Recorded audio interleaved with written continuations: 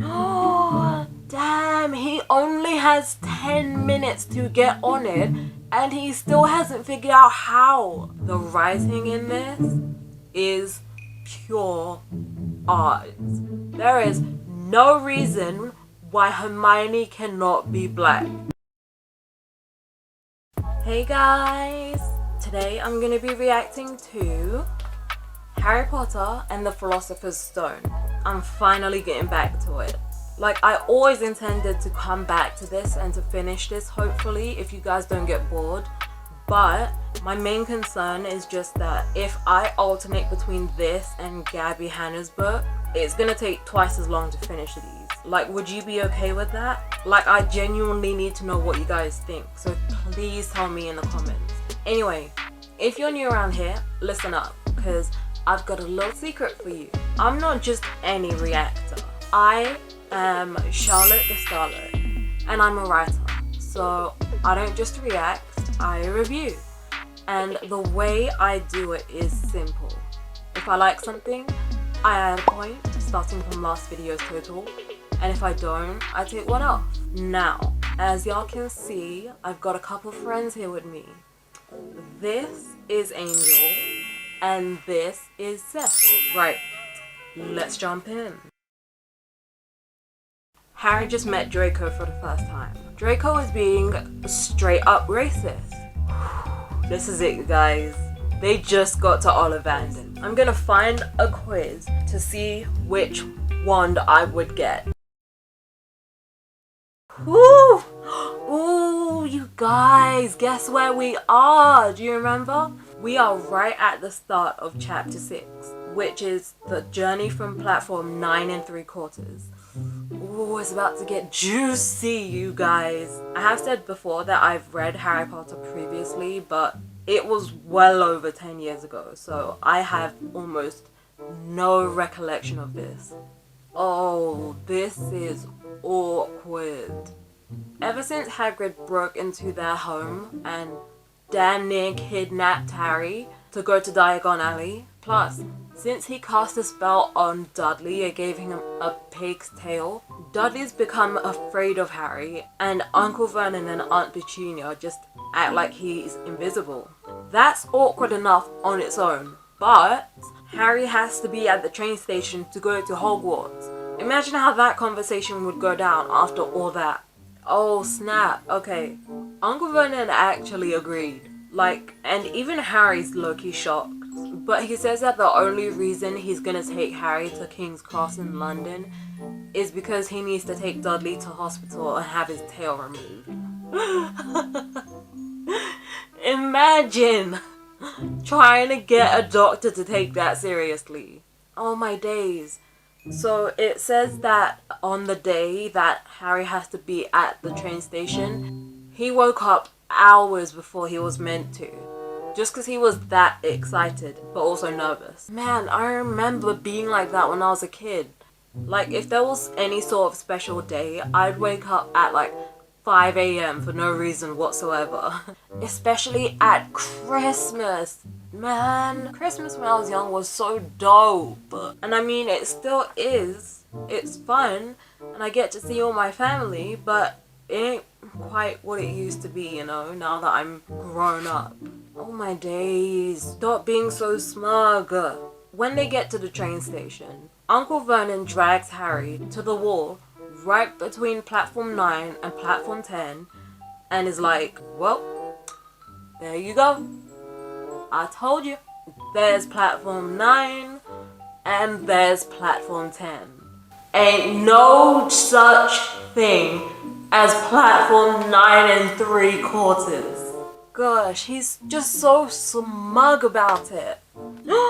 Oh no, he didn't. Right after he says that, he looks at Harry and he's like, have a good time. And then he just straight up leaves. We actually just witnessed Harry be abandoned. That's so scary. Like, to a kid, that could be devastating. Oh, so Harry's left practically no choice, and he just frantically starts asking all of the train station guards where his train's leaving from and when, but every time he asks one of them, they don't help at all. This could wreck someone with social anxiety, because not only are the guards like acting as if Harry's being dumb on purpose, but Harry's attracting a lot of attention from the general public because of his owl.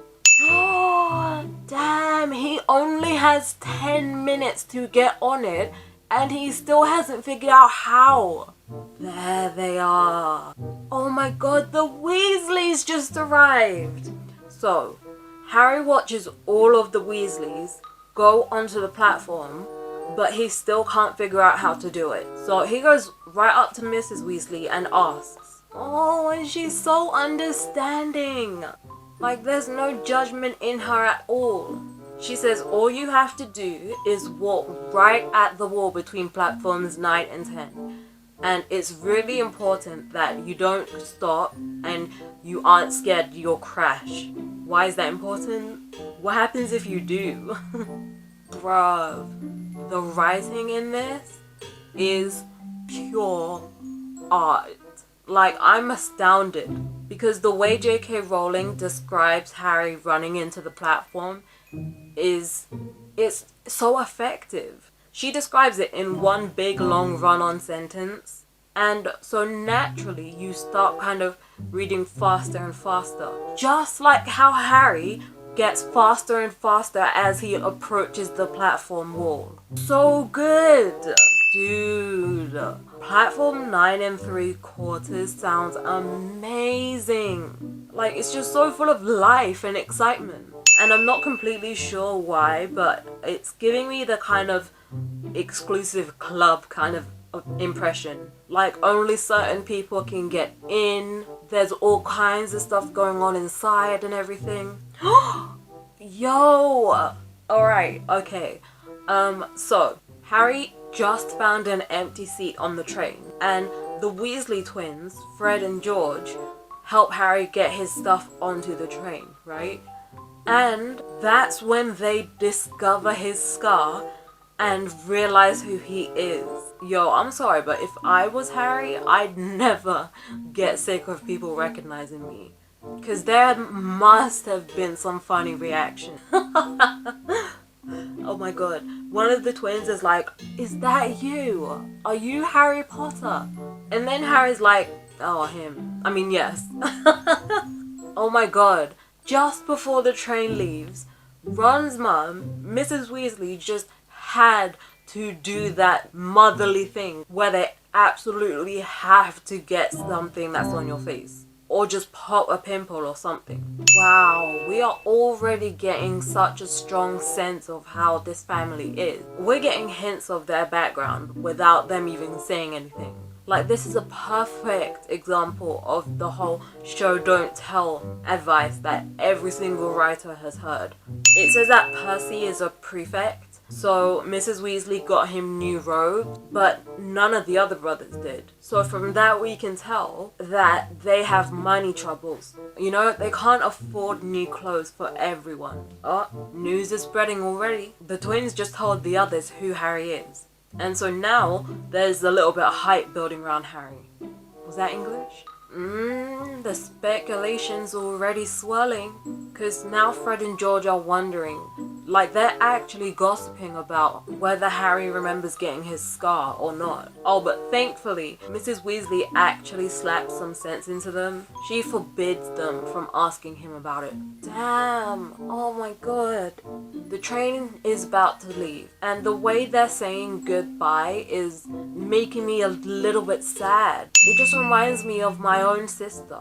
She recently moved to a completely different city for university, and if I'm honest, this change was really hard for me because she's always been the one to get me through stuff, you know? Like, a rough day can be turned completely upside down just by speaking to her. She's here now because of the virus, but when she wasn't, oh man, I didn't know what to do with myself half the time. Like, Fred and George are saying pretty much the same stuff I was saying to her when we said goodbye. Enough about me. Anyway, so they're officially on their way now. The train has left the station and they're off.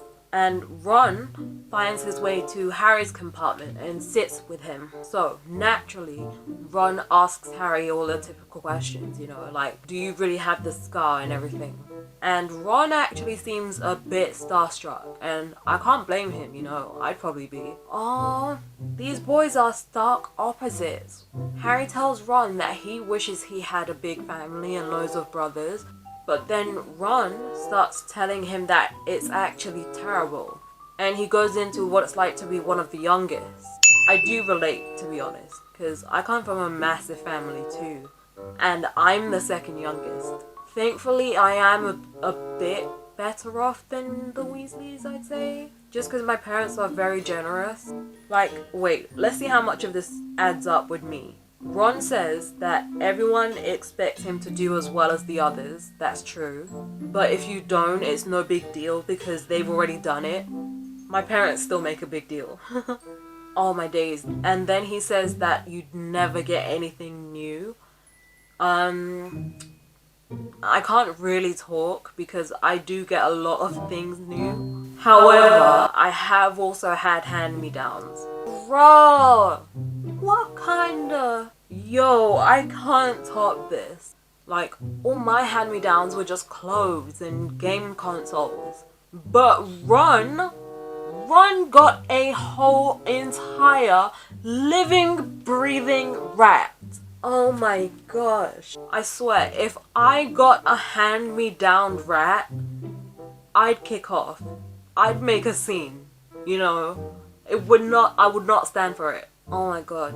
Harry's only been in the wizarding world for a month, and he's already disregarding the rules. You can't really blame him though. Like, he's only 11 and he's brand new to it. He accidentally said Voldemort's name out loud, and Ron freaked out. But it says that he sounded both shocked and impressed. So, ooh, that infamous trolley just arrived. Bruh. Aww. When the woman with the trolley asks if they want anything, Ron says no, because he apparently brought sandwiches. And honestly, they sound kind of gross. But Harry, Harry be spilling that soup. He spends tons and gets a mountain of sweets. Oh my god, I'm gonna get jealous. We've got those every flavor beans. We've got Drupal's best blowing gum, chocolate frogs, pumpkin pasties, cauldron cakes, licorice ones. Oh my god, it's been ages, months since I had sweets. Reading about all this on an empty stomach as well is damn near torture. Oh my god, Harry is literally experiencing what it feels like to share stuff for the first time. Like, that's so wholesome and innocent. And then those chocolate frogs have all those cards in them, like collectibles. That's just adding to my nostalgia, bro. I definitely went through a couple phases of collecting stuff like that. And I swear to god, it got real heated at playtime at school. Ooh, Harry got Dumbledore and his chocolate frog. Yo. Okay, to the ordinary person, Dumbledore's like info on his chocolate frog card might just be like a cool Easter egg or something, or a fun little detail. But I suspect that this might be foreshadowing or something. Maybe lampshade hanging. I'm sorry, I'm speaking in TV tropes right now, but I feel like these details might matter later on, you know? Like, I've got my writer switch on right now. I'm legit trying to suss out what techniques J.K. Rowling is pulling right now. Yo, if this isn't anything special, I have to say, it's a bit of a wasted opportunity. Enjoys chamber music and 10-pin bowling. I love bowling as well. Ron just said he got Morgana. Is this becoming League of Legends? Oh my god, the contrast between these two. Harry was shook that Dumbledore was there in the card 1 second and then gone the next, but Ron was shook to hear that in the Muggle world, pictures don't move at all. Oh my gosh. So now they're on to them legendary every flavor beans. Honestly, it's like J.K. Rowling can read her reader's mind. Like, she just knew that her readers would want to know which beans Harry got. So she listed them all. It says he got toast, coconut, baked beans, strawberry curry, grass coffee, sardine, and pepper. Yo, they all sound dope. Apart from coffee and sardine, to me, that is dope. Oh! Finally! Guess who showed up? The one and only Hermione Granger. She comes into their compartment with Neville because she's trying to help him find his toad that he lost. And right, I've got a bit of a bone to pick. I know that this happened ages ago and by now it's cold tea, but we just got to the part where Hermione is described for the first time. And it says that she has lots of bushy brown hair, rather large front teeth, and a bossy sort of voice. Now, I don't know if y'all remember, but there was a bit of an uproar ages ago on Twitter where the Harry Potter theatre spin-off caused a bit of controversy because they were considering a black Hermione, and people were like, no, she should be white. But then J.K. Rowling herself came out and say, all I said was she has a lot of bushy brown hair, large front teeth, and a bossy tone of voice. There is no reason why Hermione cannot be black. She is not explicitly stated to be white, and sometimes black people have these sort of features. Like everyone knows, black people's hair especially is a lot thicker and bushier. Why can't these descriptions apply to a black person? You know?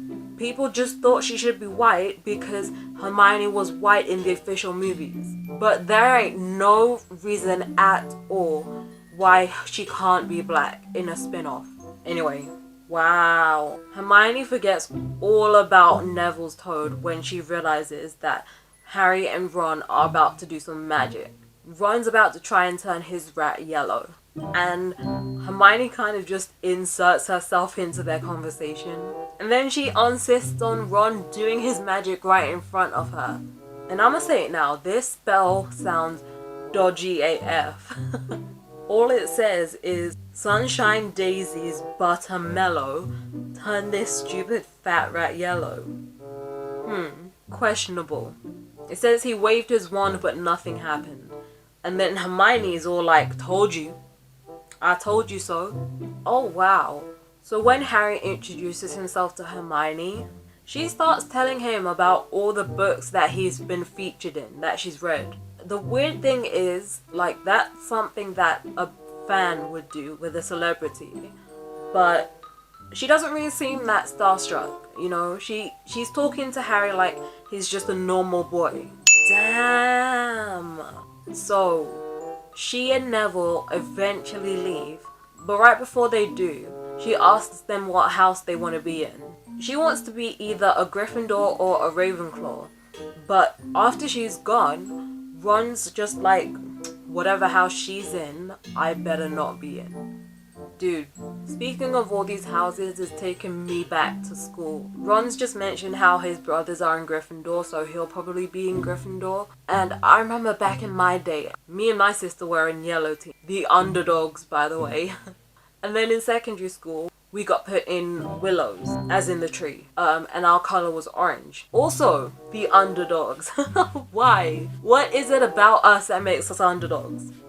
We always came last in everything. But damn, anything involving schoolhouses just gets competitive AF. Like, it can ruin friendships, man. Anyway, guys, that is where I'm gonna leave it for today. I hope you guys enjoyed this video. If you did, make sure you give that like button a little kiss. And subscribe to become a Starlet. Don't forget to follow me on Snapchat, Instagram, and Twitter. And if you have read something that's just left you shook beyond repair, let me know in the comments. I'll see you guys next time. Bye!